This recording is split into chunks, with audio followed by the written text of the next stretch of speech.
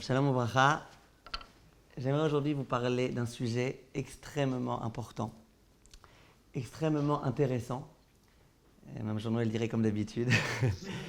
Et Pachout, de nombreuses fois, il y a des gens qui me téléphonent, souvent de France, parfois d'Israël, pour me poser cette question. Ils veulent avoir les idées au clair, parce qu'il y a tellement de rumeurs et tellement d'opinions et tellement de choses qui ont été dites à ce sujet, que les gens ils aimeraient bien avoir un peu de clair dans les idées. Vous allez voir comment on va se servir des principes de la semaine dernière, Mamash, pour pouvoir répondre à cette question. La question déjà, je la présente très rapidement. Dans de plus en plus d'immeubles en France et ailleurs, aux États-Unis et ailleurs, il y a des systèmes qui font que, il y a des détecteurs de mouvement qui font que dès qu'on passe quelque part, il y a une lumière automatique qui s'allume. Et la question qui se pose, c'est de savoir est-ce qu'on a le droit de passer là-bas. Il y a parfois même des endroits dans lesquels, dans tous les couloirs, il y a une lumière qui s'allume. Dans les escaliers, il y a des lumières qui s'allument. Et il y a des gens qui sont bloqués chez eux à la maison tout Shabbat et tout Yom Tov et tout Yom Kippour et Rosh Hashanah, etc. Pourquoi ? Parce qu'ils ont des maisons, des appartements, des résidences dans lesquelles il y a ce type de système. Maintenant, ça fait déjà de nombreuses années que, déjà à l'époque, avant même d'avoir mon site, où je répondais à cette question et où j'allais dans le sens de l'autorisation. J'aimerais aujourd'hui, Bezrat Hashem, ensemble, qu'on essaye d'expliquer cette autorisation, de dire pourquoi on peut autoriser, sur quoi on se repose pour peut-être pouvoir autoriser. Et je me sens d'autant le devoir de bien expliquer les choses, parce qu'il y a beaucoup de rabbanim aujourd'hui qui disent au nom du Rav Ovadia Yosef qu'il a interdit. Et que d'après le Rav Ovadia Yosef, interdiction. Il y a des rabbanim qui disent que d'après le Rav Ovadia, que ce qui paraît le petit-fils du Rav Ovadia, avant que le Rav décède, il a été discuté avec lui de la question. Et ce que beaucoup de rabbanim disent en son nom du petit-fils du Rav Ovadia, c'est que le Rav était très peiné de ne pas pouvoir autoriser, mais qu'il n'autorisait pas. Moi, ça me semble ultra bizarre que le Rav Ovadia n'ait pas autorisé. La vérité, je n'arrive pas à y croire. Pas parce que c'est pas possible que le Rav Ovadia ne soit pas Mekel. Non, il y a des fois où le Rav Ovadia était Mahmir. Mais parce que ça va tellement à l'encontre de tous les principes du Rav Ovadia, de tous les psakim du Rav Ovadia, quand on connaît un petit peu la gymnastique ilchatit du Rav Ovadia dans les Ilchot Shabbat, on voit que c'est pas possible. Je suis pas en train de dire que le petit-fils du Rav Ovadia il se trompe ou qu'il ment ou je sais pas quoi. Je veux juste dire que moi ça me paraît en tous les cas très très bizarre. Mais en tous les cas, ce qui m'intéresse aujourd'hui, c'est d'expliquer pourquoi on peut autoriser. Je vous dirai aussi que j'ai parlé avec l'un des Gdolim de la génération qui a lui aussi autorisé pour les raisons que je vais essayer de vous expliquer. Donc, ce que je veux vous expliquer aujourd'hui, ce n'est pas pourquoi on peut interdire, parce que pourquoi on peut interdire, c'est évident. Tu passes, il y a une lumière qui s'allume, c'est interdit. Mais pourquoi éventuellement, on peut essayer d'autoriser. Il y a plein de gens qui m'appellent exprès à moi parce qu'ils savent que moi j'autorise et qui veulent entendre dans leur cas précis est-ce que c'est autorisé ou pas. Alors venez, on essaye de commencer à réfléchir à la question. Mais tout d'abord, je me dois de faire une introduction. L'introduction, c'est que dans la mesure du possible, si on peut essayer d'éviter par exemple, de mettre ce genre de système chez soi à la maison, dans l'IRP7 ou ailleurs, si on peut, c'est-à-dire même si on dit qu'on va pouvoir autoriser de rentrer quand il y a une lumière allumée, si on peut, si c'est ma propre maison, ma propre résidence, et que je peux éviter d'installer ce genre de système, ou alors en tous les cas pouvoir désamorcer le système pendant Shabbat, c'est sûr qu'il faudra le faire. Quand des gens ont tout type d'alarmes sur les murs, etc., des choses qui s'allument, des LED, si on peut mettre des caches avant Shabbat, c'est évident que c'est ce qu'il faut faire. Si quelqu'un a le choix entre acheter un appartement dans un endroit dans lequel il y aura ce problème-là, ou un endroit dans lequel, visiblement, il n'y a pas et il n'y aura pas, c'est sûr qu'il vaudra mieux essayer d'éviter. C'est-à-dire que ce qu'on va essayer de dire maintenant, ce n'est pas que c'est glad kasher, la méadrine, de faire en sorte que des lumières s'allument, et plus tu peux en allumer et te reposer sur ce que je dis maintenant, mieux c'est. Non, surtout pas. On joue ici avec le feu littéralement. Simplement, on va essayer malgré tout d'expliquer pourquoi il y a lieu d'autoriser dans certains cas.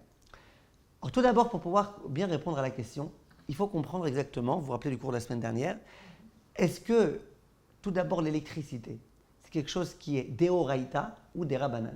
Quand quelqu'un vient le jour de Shabbat, qu'il appuie sur un bouton et qu'il allume la lumière, est-ce que c'est déoraïta ou des rabanan? En venant essayer d'expliquer rapidement quel est ici le problème. À l'époque de la Torah, de la Gemara, il n'y avait pas d'électricité. Il y avait un feu. Quand on allumait un feu, on savait qu'on commettait un Issour Deoraïta. La question, c'est aujourd'hui, on a l'électricité. Comment on considère cette nouveauté-là, ce mystère qui s'appelle l'électricité? Est-ce qu'on considère que quand tu allumes l'électricité Shabbat, tu fais un Issour d'Oraita, tu fais un Issour d'Erabanan? Et si oui, comment appeler ce Issour? Alors tout d'abord, sachez une chose, c'est que si jamais les ampoules, ces ampoules à incandescence, les ampoules dans lesquelles il y a un petit routlat, comme on dit en hébreu, une espèce de machin dont c'est un feu qui s'allume. Parfois même les gens ils mettent une allumette à côté, l'allumette elle s'allume, bon, c'est pas une preuve, même dans le chaud ça s'allume. Mais il y a des ampoules, à l'époque il y avait des ampoules qui étaient du feu. Donc là, on n'est même pas encore dans la problématique de savoir si l'électricité c'est d'Oraita ou des Rabanan. Allumer un feu Shabbat, c'est sûr que c'est d'Oraita. Donc allumer une ampoule à incandescence, ou alors halogène, quand il y a le même système, à savoir un fil électrique qui rougit et qui s'allume véritablement, ça c'est évident que c'est d'Oraita. Maintenant, quand ce n'est pas ce genre de lumière, c'est des LED, c'est tout type d'autres systèmes comme c'est le cas aujourd'hui dans 99% des maisons et des résidences, etc. Donc, ce n'est pas le fait d'avoir allumé l'ampoule qui est considéré comme étant d'Oraita ou d'Erban ou quoi. Le fait d'allumer une ampoule, ça ne peut pas être d'Oraita. Mais la question, c'est l'électricité en soi. Vous savez quoi? J'allume pas une ampoule, j'allume la climatisation. Je fais quelque chose là dans l'électricité. Il n'y a pas d'ampoule, il n'y a pas un fil électrique qui devient du feu. Donc, je n'ai pas le problème du feu, de m'envahir, je n'ai pas. Mais comment j'appelle ça? Jusqu'à présent, la clim, elle ne marchait pas. On appuyait sur un bouton, la clim, elle marche. Est-ce que ça s'appelle ça d'Oraita? Ou est-ce que ça s'appelle d'Erabanan? Et si oui, quoi? Je sais qu'on en a parlé très rapidement la semaine dernière, j'aimerais juste bien repréciser des choses. Il y a un grand possèque qui s'appelle le Bet Yitzhak. Ce rave-là, il y a une centaine d'années, il discutait un petit peu du problème. Et lui, il disait, c'est un Issour d'Erabanan. Il disait, je ne vois pas dans quoi tu peux rentrer ça dans le Deoraita. Bichoul, c'est pas. Borer, c'est pas. Bonnet, c'est pas. Sauter, c'est pas. Il disait, je ne vois pas dans quoi tu peux rentrer ça. Lui, il disait, mais par contre, c'est quand même Assour. Ce Issour, il appelle ça un Issour d'Erabanan de Molid. Quelquefois, dans les Chot Shabbat, ou Yom Tov, on voit qu'il y a un concept de Molid. Pour prendre un exemple, on en reparlera Bezrat Hashem bien en détail, quelqu'un qui prendrait des glaçons et qui les presserait jusqu'à ce qu'il obtienne de l'eau, et c'est ça son intention, c'est pas Issour d'Oraita, l'Oraita t'as rien fait. Tu presses pas un fruit, tu presses pas un raisin pour dire que tu es sorette. Juste tu crées quelque chose de nouveau. Ça s'appelle dans la halakha Molid. Le Rav il veut dire c'est Molid. Jusqu'à présent la clim a été éteinte, maintenant elle est allumée. Jusqu'à présent le LED était éteint, maintenant il est allumé. Donc il y a quelque chose de nouveau qui a été créé. Le Rav Bet Yitzhak appelle ça Molid. Et la vérité, c'est qu'il y a pas mal de grands poskim qui ont été dans ce sens-là et qui ont considéré l'électricité comme étant un Issour d'Erabanan. Beaucoup de poskim, et Sfarad et Ashkenaz, le Rav Shlomo Zalman Auerbach, il était dans ce sens-là, que l'électricité, tout le problème de l'électricité, à part quand c'est incandescence, mais ça c'est déjà une résultante, mais l'électricité en soi, c'est interdit, mi d'Erabanan. Le Chazon Ish, son opinion elle est très réputée, Chazon Ish, lui il n'est pas d'accord. Lui il dit que l'électricité, même si tu n'allumes pas une lumière, c'est d'Oraita. Et pourquoi? Lui, il dit ça s'appelle bonnet et sauter. Tu as un circuit électrique. Le circuit électrique, tant que tu n'as pas appuyé sur le bouton, il est cassé en quelque sorte. Il est défectueux, il ne marche pas. Quand tu appuies sur le bouton, qu'est-ce que tu fais? Tu fermes le circuit électrique, c'est ça qui fait que le courant peut passer, que l'électricité peut fonctionner. Donc, quand tu appuies sur le bouton, mine de rien, tu as créé quelque chose. Tu as refermé un circuit, mais tu as un circuit qui marche bien. Tu as créé quelque chose de nouveau. Et bien cette création, le Chazon Ish, il le prouve, il l'explique. Il dit, ça s'appelle que tu es bonnet. Tu as construit quelque chose. Et quand tu réouvres, qu'est-ce que tu fais? Tu détruis. Tu es sauter. Ça, c'est l'opinion du Chazon Ish. Et il y a des poskim très sérieux qui ont été dans ce sens-là. Le Rav Ovadia, par exemple, lui, on ne sait pas très bien ce qu'il pense, parce que quelquefois, il se repose un peu sur le fait que c'est peut-être des rabbanan pour autoriser certaines choses. Dans certains autres cas, il dit, ouais, mais tu sais, il y en a qui disent que c'est des Horaïta. Donc on voit qu'il a peur de trancher de façon très certaine. Donc il essaye, quand il y a vraiment besoin d'autoriser, de se servir un petit peu du fait que c'est peut-être des rabbanan. Quand on peut être mahmir, il essaye d'être mahmir. Bref, le Rav Ovadia, c'est pas très certain ce qu'il pense. Le Rav Ben Sion, Awashaoul, lui, il craint que c'est des Horaïta. Le Rav Mordechai Eliyahu, à ce qui paraît, je ne l'ai pas entendu de sa bouche, mais de la bouche de son fils, il disait aussi qu'il faut craindre que c'est des Horaïta. Bref, on a ici une très très grande marloquette quant à savoir est-ce que l'électricité c'est des rabbanan ou des Horaïta. Maintenant, un point pas connu que le Rav Auerbach disait, et ça c'est très très intéressant, et c'est très logique en plus. Le Rav Auerbach, Rav Shlomo Zalman, il dit que même d'après le Chazon Ish, tout ce qu'on dit que c'est des Horaïta, c'est dans le cas par exemple où j'ai un interrupteur. J'appuie sur un bouton, Qu'est-ce qui se passe quand j'appuie sur le bouton? Le circuit, maintenant, il est à tout à jamais fermé, sauf si je réappuie sur le bouton. Donc, c'est vrai que là, il y a bonnet ou sauter. Quand tu as fermé, tu as vraiment été bonnet. La preuve, c'est que si tu ne touches pas au bouton, pendant 100 ans, ça restera comme ça. Après, l'ampoule, elle va s'abîmer, la clim, elle va se casser, d'accord. Mais le circuit, il reste en place. Donc, le Chazon Ish, le Rav Auerbach, il veut dire tout ce que le Chazon Ish dit, qu'il y a un concept de bonnet et sauter, c'est quand tu as fait un acte qui reste maintenant de façon très soudée, très forte, dans cet état-là. Par contre, dit le Rav Shlomo Zalman Auerbach, s'il y a un système électrique où quand par exemple tu passes, la lumière elle s'allume, mais dans 10 minutes elle va s'éteindre. Ça veut dire, donc tu vois bien que ce n'est pas ton acte qui va faire, c'est pas mitkayem. C'est-à-dire que ton acte, il ne fait pas que maintenant de façon certaine et définitive, le circuit va rester fermé. Le circuit est fermé, il va aussi se défaire à un moment donné. Ça, c'est un très joli chidouche, ça veut dire que c'est très joli. Le Rav Moshe Sternbuch, il ramène ça dans cette chouvote.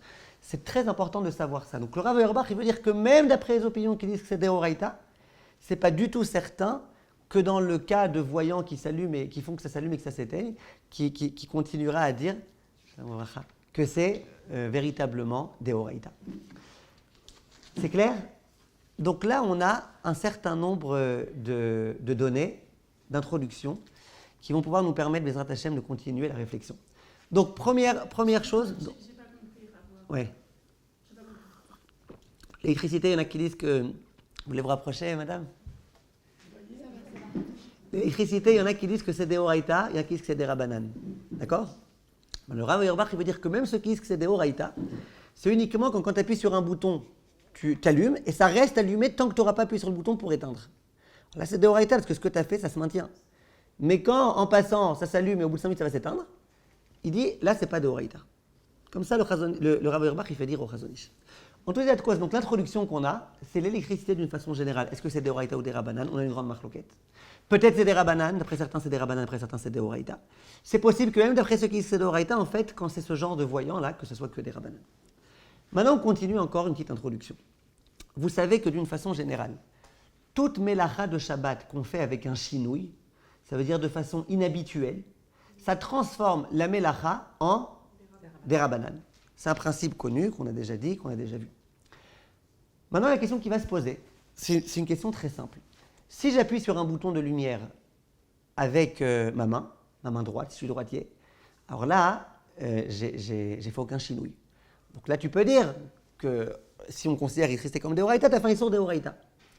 Maintenant, imaginez que je fasse avec un chinouille. Imaginez par exemple un droitier qui écrit toute une lettre de la main gauche. Son issour, il est des Horaïta ou des Rabanan? Des Rabanan. Pourquoi des Rabanan? Parce que c'est un chinouille. Tu as fait un chinouille, et donc du coup, c'est des Rabanan. Question que je vous pose, et ça c'est une question très intéressante, quoi que vous disiez, je serai d'accord avec vous. Écoutez la question. Quand il y a un voyant, et que tu marches dans la rue, et qu'en marchant dans la rue, il y a une lumière qui s'allume, est-ce que c'est la façon d'allumer une lumière? Auquel cas tu diras, ben voilà, t'es en plein problème. Ou est-ce qu'on va dire non, c'est pas la façon. Une lumière, ça s'allume en appuyant sur un bouton. C'est pas la façon d'allumer. Et si tu dis que c'est pas la façon d'allumer, eh ben, ça se transforme directement en des Rabanan. Alors qu'est-ce que vous dites, Lisa? C'est la façon ou pas? Non. C'est pas la façon. Comment vous appelez? Je vous connais, je crois. Je sais pas. Non, comment vous appelez? Rebecca. Rebecca. Dans des séminaires, je crois que je vous connais, non? Merlitz. Ah. Qu'est-ce que vous dites? S'il a la Kabbalah ou pas. Enfin, Ouais. Si on a la Kabbalah en passant, que ça s'allume, alors oui, c'est comme si que j'allumais sur un bouton. Mais c'est la façon d'allumer. Est-ce que c'est la façon d'allumer une lumière ou pas? Ah, de base, non, c'est pas la façon. C'est pas la façon. Qu'est-ce que vous dites, Mme Journeau? Non, mais d'accord, mais la façon, elle peut évoluer aussi avec les temps modernes. Très bien. Aujourd'hui, ça peut être une façon. Ça peut être une façon. Dans une pièce. Très bien. Alors, je vais vous dire. Le Rav Yosef Shalom Eliashiv, le Rav Eliashiv, lui, il disait, et il l'a répété plusieurs fois, et il l'a écrit plusieurs fois, lui, il dit, c'est pas une façon d'allumer une lumière. Maintenant, le Rav Eliashiv, il savait très bien que lui, il habitait en plein Mehacharim, là-bas, c'est des maisons d'il y a je ne sais pas combien d'années. Il savait très bien qu'il y avait, dans tout type d'autres quartiers, des endroits un peu plus classe où ces systèmes existent. Il dit, mais peu importe, c'est pas la façon d'allumer. Il y a un des Rav de Tzans qui lui a posé la question, il lui a dit, et le jour où ça sera vraiment la façon d'allumer, est-ce que dans tous les endroits, ça sera comme ça? Il dit, non, mais je maintiens. Marcher, ce n'est pas une façon d'allumer une lumière. Allumer une lumière, tu appuies sur un bouton, tu frottes une allumette, tu fais quelque chose. Tu as un briquet, d'accord. Alors un briquet, tu as fait un acte, tu as essayé d'allumer. Voilà, faire un acte, Mais oui, passer, faire un acte. Voilà, mais passer, c'est pas une façon d'allumer. Le Rav Eliashiv, il maintient que même si demain, dans toutes les maisons, il y a ça, c'est pas la façon d'allumer. Et donc, c'est un shinouï. Et donc, même si tu dis que le fait d'allumer, c'est des oraïta, parce que l'électricité de oraïta, ça se transforme directement en des rabanan. Ça, c'est Rav Eliashiv. Maintenant, je vous dis tout de suite, le Rav Shmuel Auerbach, le fils du Rav Shlomo Zalman Auerbach, rapporté dans le Orchot Shabbat, lui dit comme Madame Journeau. Il dit non. Il dit tout dépend des us, des coutumes et de l'évolution des choses. Il dit il y a une époque où c'était peut-être pas la façon d'allumer, il y avait que chez certaines personnes rarissimes où il y avait ce genre de système qui existait. Aujourd'hui, ça devient fréquent et demain, ce sera encore plus fréquent. Et donc, c'est vrai qu'une lumière de maison, ça s'allume en appuyant sur un bouton. Mais une lumière d'entrée d'immeuble, ça peut s'allumer avec un voyant. Donc, on a ici une marloquette, mais il n'empêche que le grand possède de la génération, plus encore que Rav Shmuel Auerbach, qui était un grand de la génération, mais il y a le Rav Eliashiv, qui était l'un des très très grands de la génération, possède Ador, lui, il a été possède que quoi? Que d'allumer de cette façon-là, c'est déjà et d'emblée un shinouï. C'est clair? Je peux juste expliquer le phénomène technique quand ça s'allume en passant. C'est-à-dire c'est un voyant concrètement. Ouais, il y a plusieurs genres. Il y a plusieurs espèces. Il y a pas mal de voyants dans lesquels, par défaut, la lumière elle est allumée. Maintenant, le faisceau, quand il y a personne qui passe devant, on empêche la lumière de s'allumer. Et dès que quelqu'un passe, eh ben ça empêche le blocage et la lumière elle s'allume à nouveau. C'est-à-dire que par défaut, la lumière est censée s'allumer. Simplement, elle est censée s'allumer quand il y a quelque chose qui fait écran entre quelque chose comme ça. Mais il y a plusieurs genres. Les poskim, ils détaillent un petit peu plusieurs espèces. Mais en tous les cas, quelle que soit l'espèce et le mode parce qu'il y a 3 types de choses. Le Rav Alperin, il explique les 3 exactement comment ça fonctionne. Mais bon, c'est pas, il y en a qui fonctionnent aussi avec la chaleur. Il y a plusieurs types. Mais en tout cas, le Rav Eliashiv, il maintient dans les 3 espèces, dans les 3 types de voyants, que ce n'est pas la façon d'allumer. Et donc, d'emblée, on est dans le Derabanan. Peut-être le bruit aussi, je crois. Ça se déclenche avec le bruit, non? C'est le 4e, ça peut-être. Non, je sais pas, j'avais vu. Oui, Choliot. En tout cas, ça, c'est les façons, ça, c'est les introductions qui sont importantes pour pouvoir essayer de réfléchir à la question. Alors, venez, on essaye maintenant de réfléchir à la question. Venez, on commence par un cas très simple. Le cas très simple, c'est le cas quand tu marches dans la rue et tu sais qu'il y a une lumière qui va s'allumer. Toi, elle ne t'intéresse pas. Ce n'est pas à l'entrée de ton immeuble. C'est pas chouette une lumière dans la rue qui s'allume. Parfois, près d'un hôpital, quand tu passes, c'est ton chemin. Dès que tu passes sur le trottoir, peu importe là où tu passes sur le trottoir, il y a une lumière qui s'allume. Vous connaissez ça? Est-ce que c'est permis de passer là-bas, alors que je sais pertinemment qu'il va y avoir une lumière qui va s'allumer? Je sais. Hein? C'est pas quelque chose qu'on a attention. Oh. Alors on recommence avec les principes de la semaine dernière. Alors les principes de la semaine dernière, on fait une petite révision. Principe de la semaine dernière. On avait expliqué la semaine dernière que concentrez-vous bien pour ceux qui n'étaient pas la semaine dernière, concentrez-vous bien, comme ça très rapidement on explique. On a un concept qui s'appelle Davar Sheino Mitkaven. C'est quoi Davar Sheino Mitkaven? C'est lorsque j'ai pas l'intention de faire un acte. On avait donné l'exemple, quand quelqu'un ouvre une porte, il n'a pas l'intention qu'il y ait une lumière qui s'allume. Il a l'intention d'ouvrir la porte pour passer. Dans Davar Sheino Mitkaven, on avait dit que si jamais c'est pas sûr à 100% que le phénomène interdit va se produire, c'est autorisé. Si c'est sûr à 100%, ce qui s'appelle en hébreu psikréché, c'est interdit. Pourquoi on a interdit, par exemple, d'ouvrir... pourquoi, par exemple, on interdit de se coiffer Shabbat avec un peigne fin et tout? Parce qu'on est sûr à 100% qu'il y a un cheveu qui va s'arracher. Bien que ce n'est pas mon intention quand je me peigne de m'arracher les cheveux, mais comme on est sûr à 100% quand on a les cheveux longs et tout que ça va s'arracher, qu'il y a au moins un cheveu qui va s'arracher, psikréché, c'est interdit. D'accord? C'est clair? Maintenant, quand c'est Davar Sheino Mitkaven, donc ce n'est pas mon intention de faire, mais c'est psikréché, c'est sûr à 100%. Alors là, on avait dit, la semaine dernière, les points suivants. Si l'interdit qui va être enfreint, c'est un interdit d'Erabanan, et que c'est un psikréché d'Elo Nichale ou d'Elo Irpate, c'est-à-dire que ça ne m'intéresse pas cet acte qui va être fait, eh bien on avait dit que quand c'est un Issour d'Erabanan, le Rav Ovadia il autorise. Et même le Chafetz Chaim, il autorise en cas de souffrance. Si vous vous souvenez de l'exemple qu'on a donné avec l'oiseau qui était rentré dans une maison, etc. S'il y a 2 d'Erabanan, vous inquiétez pas, pour l'instant c'est juste des énoncés, après on va expliquer dans notre cas. Si c'est un double d'Erabanan, c'est-à-dire que tu es loin du Deoraita, la même les Ashkenazim, même le Chafetz Chaim, il autorise. Donc, psikréché d'Elo Nichale, je répète en un mot, j'ouvre une porte, Mon intention, c'est pas d'allumer une lumière, mais je sais qu'elle va s'allumer à 100%. Si jamais c'est pas mon intention de quoi? Si jamais c'est pas mon intention d'allumer la lumière, et que je sais qu'elle va s'allumer, mais que j'en ai pas besoin de cette lumière, et que c'est un double dérabanan d'allumer cette lumière, là, qu'est-ce qui se passe? Ça sera autorisé. Alors venez, on reprend. Non, je n'ai pas encore dit pourquoi c'est un, c'est justement maintenant ce qu'on va essayer de réfléchir ensemble. Ah ouais, très bien. Alors regardez, venez, on commence à réfléchir à la question. Je suis en train de me promener dans la rue. J'ai pris cet exemple exprès pour l'instant. Je me promène dans la rue, je passe devant un hôpital, un laboratoire, quelque chose. Tac, il y a une lumière qui va s'allumer. D'accord? C'est en pleine nuit, la lumière va s'allumer. Est-ce que j'ai besoin de cette lumière, moi? J'ai pas besoin de cette lumière. J'attends pas à chaque fois que cette lumière s'allume pour sortir mon journal et lire le journal dans la rue, en pleine rue. Non, j'ai pas besoin de cette lumière. Maintenant, est-ce que mon intention quand je marche dans la rue, que je pars de chez moi, que je veux arriver à une certaine destination, est-ce que mon intention c'est d'allumer une lumière? Non. Donc, on reprend le raisonnement. Quand je marche, mon intention c'est pas d'allumer la lumière. Alors, comment ça s'appelle en hébreu? Davar, she'eno, mitkaven, c'est pas mon intention. D'accord? Maintenant, est-ce que c'est sûr que ça va s'allumer? Oui. Si ça n'avait pas été sûr, tranquille, j'aurais pu passer. Si le système ne marchait pas une fois sur trois, ça ne marche pas, ça aurait été permis. Le problème, c'est que le système, il marche. Donc, psychréché. Bon, d'après Rav Ovadia, attendez, maintenant, est-ce qu'elle m'intéresse, cette lumière? Non, j'en ai rien à faire, la vérité, il y a assez de lampadaires comme ça, j'ai pas besoin de cette lumière. Donc, c'est Davar Sheno Mitkaven, c'est psychréché, c'est vrai, mais c'est l'onichale, l'orpatle, j'ai pas besoin de cette lumière. Donc, pour Rav Ovadia, la seule chose qu'il va falloir faire pour pouvoir autoriser, c'est quoi? C'est considérer que c'est des Rabanan et pas des Horaïta. Question. Est-ce que de passer à cet endroit-là et qu'une lumière s'allume, c'est des rabanan ou des horaïta? Eh bien, ça peut être des rabanan si tu dis que l'électricité, c'est des rabanan. Ça peut être des rabanan si tu dis, même si tu dis que l'électricité, c'est des horaïta, si tu dis que ce n'est pas une façon de passer, ça peut être des rabanan. Vous comprenez ou pas? Donc, tu as déjà deux raisons pour dire que c'est des rabanan. Vous suivez? Donc, d'après Rav Ovadia, C'est pas une façon de s'allumer. Voilà, première raison. première raison, c'est que l'électricité, beaucoup de poskim disent que c'est des rabanan en soi. Donc l'électricité, si tu dis que c'est des rabanan, c'est raison pour autoriser. Même si l'électricité c'est des horaïta, le Rav Eliashiv, grand posek, il dit que marcher, c'est déjà un chinouille. Donc ça transforme déjà l'affaire en des rabanan. Donc très bien. Donc déjà, vous m'accordez que a priori c'est au moins un des rabanan. À moins que vous vouliez faire toutes les khumrot. Vous dites, moi je pense que l'électricité c'est des horaïta.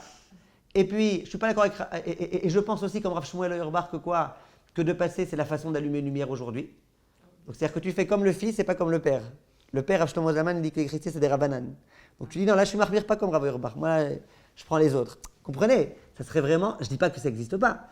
Donc, si on comprend bien ce qu'on a dit maintenant, d'après les principes de halakha du Rav Ovadia, dont il se sert toujours, sans arrêt, le Rav Ovadia, il adore ça, les psychréchés des rabanan et tout. Shalom Obracha.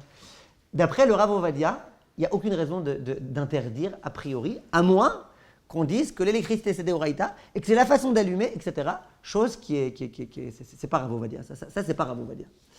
Je vous répète, son petit-fils, à ce qui paraît, il aurait dit que Rav Ovadia l'interdit. Je comprends pas parce que ça défie tous les principes du Rav Ovadia.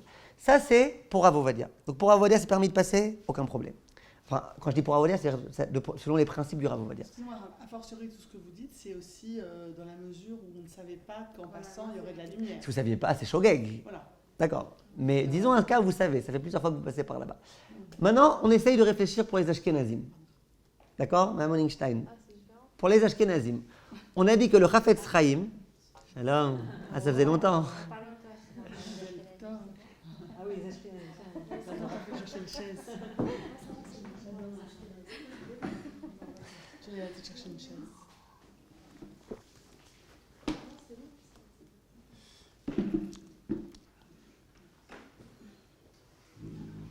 Alors maintenant, pour les Ashkenazim, c'est quoi le principe Ashkenaz du Chafetz Chaim? On a dit que Davar Sheino Mitkaven et qui est psychréché de l'onichale, qu'est-ce qu'il faut pour pouvoir autoriser pour les Ashkenaz? Que ce soit un double des Rabanan. Oui? Alors Madame Dahan, elle vient et elle dit, on peut très bien considérer ici la chose comme étant un double des Rabanan. Si tu dis que l'électricité c'est des Rabanan, n'oubliez pas que le Rav Auerbach, il dit que même d'après ceux qui disent que c'est des Horaïta, quand c'est qu'un passant, qu'un voyeur, c'est des Rabanan déjà. Donc ça va, tu as déjà un des Rabanan. Ça, Rav Auerbach, c'était un Rav suffisamment grand pour qu'on puisse se reposer sur lui, c'est l'un des géants de la génération. Donc tu as un premier des Rabanan, c'est quoi? C'est que l'électricité, c'est que des Rabanan pour beaucoup de poskim. Deuxième des Rabanan que tu as, c'est quoi? C'est pas une façon d'allumer une lumière. Donc tu as un double des Rabanan. Donc, même pour les Ashkenazim, tu n'es pas autorisé. Maintenant, et même si tu me dis que pour les Ashkenazim, qu'est-ce qui se passe c'est pas un double des rabbins. Même si tu me disais, on a dit la semaine dernière qu'en cas de souffrance, on peut autoriser même un des rabbanan. C'est un chaye adam, c'est un chafetz chaim explicite dans Siman Shin Tet Zayin. C'est sûr qu'il n'y a pas de plus grande souffrance pour quelqu'un que de devoir rester bloqué chez lui, parce qu'il sait qu'à chaque endroit, il va y avoir une lumière qui va s'allumer. Donc, pour les Sfaradim, on a une solution très simple, qu'on a essayé de démontrer et de prouver. Pour les Ashkenazim, on a aussi une solution. Il suffit de considérer que c'est un double des rabbanan. Maintenant, je répète, c'est sûr que le Chazon Ish, par exemple, il n'a pas tellement aimé l'histoire des doubles des rabbanan. C'est sûr que ce n'est pas le plus glad kasher, mais dans la mesure où on n'a pas tellement le choix, on peut largement se reposer sur ça. Et dans la mesure où la lumière, elle nous arrange. Oh, je vais arriver à ça. Très bien, je vais arriver à ça. Maintenant, j'aimerais, juste pour pouvoir terminer, pour l'instant, je n'en étais pas encore dans le cas des immeubles, je suis dans le cas où tu te promènes dans la rue, et là où tu passes, il y a une lumière qui s'allume. J'aimerais maintenant vous dire un très très très joli chidouche, parce que l'une des raisons de pouvoir autoriser toute cette histoire-là, l'une des raisons principales, c'est ce que je vais vous dire maintenant.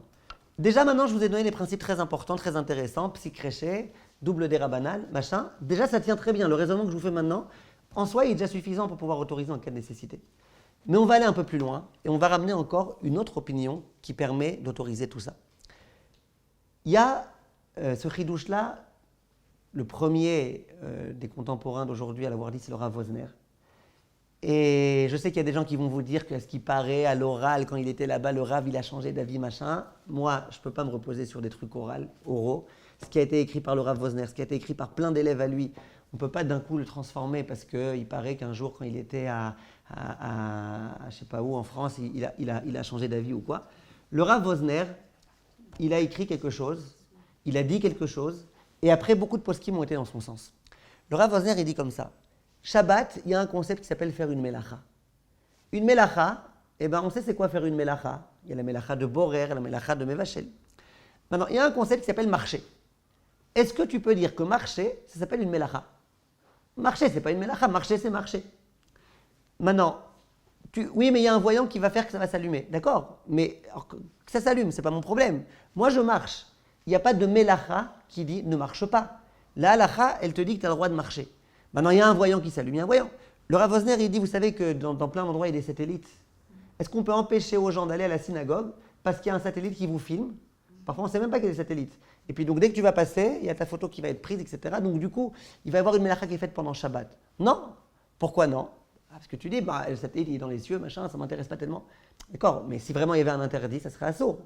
La réponse, c'est que non. La réponse, c'est que ça ne s'appelle pas une melacha de Shabbat. Dans les melachot de Shabbat, on a des gdarim très précis. Il y a des choses qui s'appellent des melachot, des choses qui ne s'appellent pas des melachot. On ne peut pas concevoir que marcher s'appelle une melacha. Exemple que je donnais autrefois, quelqu'un qui sait que quand il parle, il poustillonne un peu. Est-ce qu'on va lui interdire de parler devant sa plata?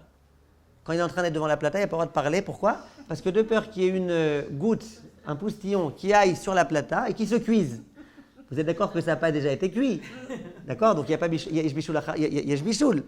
Est-ce qu'on peut interdire de parler? Pourquoi? Tu fais une melacha, t'es mévachel. Vous êtes bien d'accord que non? Parce que parler, c'est pas une melacha. Ah, mais tu sais que c'est fort probable que tu vas avoir un poustillon, d'accord? Mais c'est pas mon problème, ça s'appelle pas une melacha. Vous voyez un petit peu l'idée? Ça veut dire que les melachot, il faut qu'elles s'apparentent un petit peu à ce qu'il y avait au Mishkan. On ne peut pas inventer des nouvelles melachot.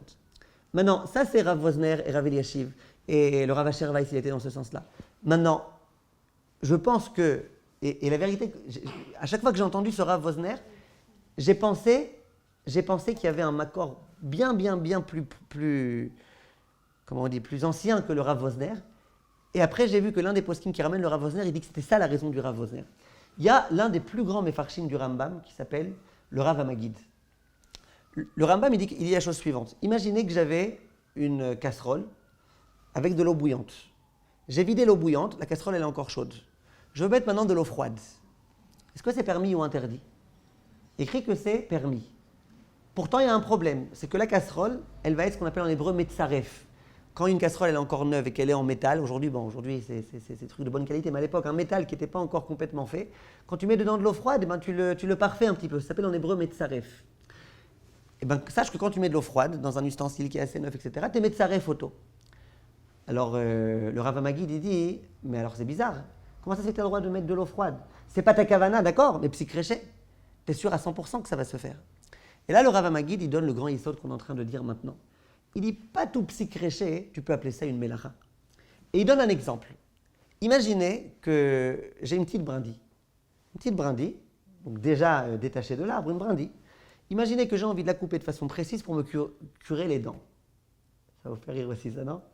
Je veux essayer de couper un petit morceau de brindille pour me curer les dents. Est-ce que ça sera autorisé ou interdit? C'est interdit.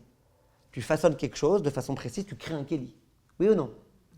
Maintenant, imaginez que je coupe un brindille, imaginez par exemple c'est de la menthe ou quoi, j'ai envie de sentir un peu. Donc je coupe un peu de menthe, pas attaché au sol, hein, c'est déjà attaché au sol, juste je coupe un petit morceau de menthe pour sentir. Mais quand je vais retirer le petit morceau de menthe, il va s'avérer que j'ai créé un cure-dent. Est-ce que c'est autorisé ou interdit? C'est autorisé. Pourquoi? C'était pas ta kavana. Et alors c'est pas ta kavana mais psychréché. Quand maintenant tu fais quelque chose de précis comme ça, qui a une forme de cure-dent, tu t'es fait un cure-dent. Vient le Rav Hamagid dit, tu vois de là, que pas tout psychréché, ça devient une mélacha. Ça veut dire qu'il y a des choses qui en soi, c'est pas une mélacha. C'est que quand tu as la kavana de faire de ça une mélacha, que tu fais de ça une mélacha. Dit le Rav Vosner de marcher dans la rue, même si psychréché que ça s'allume. À la rigueur, même si nichalé, c'est pas une mélacha, ça s'appelle pas mélacha. Ça, c'est le Rav Vosner, il l'a dit et il l'a écrit, et ses élèves, ils ont été dans ce sens-là. Et le Rav Asher Weiss était dans ce sens-là, le Rav Eliashiv était dans ce sens-là.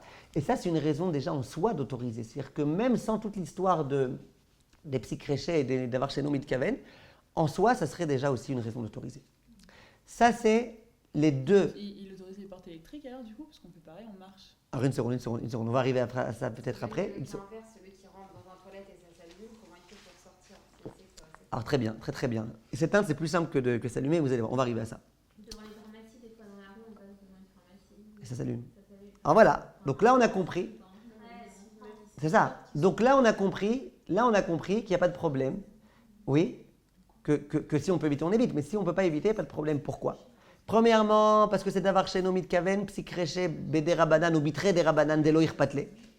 On s'est compris. Oui. Deuxièmement, parce que ce n'est pas du tout une forme, une soura de Melacha. Oui, mais là, excuse-moi, Rav, Ouais. là, bon, je pense que le débat il existe quand même, parce que sur le premier point, c'est clair, mais la Melacha, en soi, c'est l'allumage. Et Est-ce alors qu'on a participé d'une manière suffisamment active à cet allumage de cette Melacha pour considérer que c'est assour ou pas? Mais en tout cas, la Melacha en soi, c'est pas le fait de marcher. C'est le fait de l'allumage qui pose le problème. Mais de la même façon, dans le satellite, le problème c'est quoi?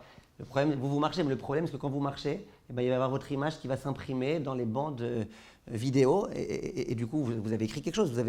Si vous étiez resté à l'intérieur, sur les bandes électriques, il n'y aurait pas eu la Madame Journaux qui apparaît. Madame Journaux, elle apparaît. Quelque chose qui se fasse en soi, c'est que toi tu fasses quelque chose. Moi, j'ai rien fait. Moi, ça s'appelle pas une mélacha. C'est pas une soura de mélacha. Si tu fasses quelque chose en soi, c'est pas un acte. C'est pas ça. Même si, genre, Pas au final, l'acte la lumière, elle s'allume. Vous comprenez? Ça veut dire, c'est-à-dire que pour dire allumer, il faut qu'il y ait un petit quelque chose. Vous voyez? Indirect, en fait. Hein? C'est indirect. C'est automatique. Ouais, mais c'est beaucoup plus qu'un, c'est pas que gramma, c'est beaucoup plus qu'un direct. C'est pas un acte qui s'appelle une mélacha. C'est pas une mélacha. D'accord? Des exemples, on peut en donner plein. Hein. Quand quelqu'un il mange, il est boraire. Il est boraire, après il y a des boraires qui se font. Mais il y a des choses qui sont des mélachos. Quand tu manges, bien que tu es boraire, la clipa du machin et tout, ça s'appelle tu manges. Ça s'appelle pas que tu es boraire. Donc dans chaque mélacha, hein? Ah oui, j'ai compris. Ouais. Que quoi? Quelle caméra? Ah, une seconde, allez, athlète, venez, on va doucement. Venez essayer d'aller doucement. Mais en fait, ça Donc pour l'instant, oui. Le raisonnement juste pour la brosse quand on arrache les cheveux, Ouais. enfin, vous l'avez dit tout à l'heure, mais en fait c'est parce que c'est de Horaïta. Ouais, mais la vérité, on en reparlera de ce sujet-là. Il y a une grande marloquette rishonim, pourquoi on n'a pas le droit de se brosser? Est-ce que c'est parce qu'on est sûr que ça va arracher ou est-ce que c'est parce qu'on est intéressé d'arracher les cheveux qui sont plus en très bonne santé? On y reviendra. Je préfère ne pas rentrer dans ça parce que c'est toute une longue souki à ça. D'accord, c'est clair? Alors venez, on continue maintenant. Pour l'instant, on a parlé d'un premier point. C'était le point de quoi? Le point des voyants qui font que la lumière s'allume là où j'ai pas besoin de cette lumière. Enfin, juste, je voulais vous dire un tout dernier petit point. Tout dernier petit point à propos de ces voyants qui s'allument. Si par exemple vous dites, ah non, moi j'ai peur, peut-être c'est pas vraiment des rabbanan, peut-être c'est pas un vrai chinouille et tout, les poskim me donnent un conseil. C'est un conseil qui va vous faire rire, mais c'est un conseil. Ils disent, tu sais quoi, quand tu t'approches de cet œil-là, t'as qu'à marcher à l'envers. Marche à l'envers. Bon, même si tu dis que c'est la façon d'allumer la lumière, la façon c'est quand tu marches normalement, pas quand tu marches à l'envers. Donc, tu sais quoi? Tu rajoutes encore un des Rabbanan.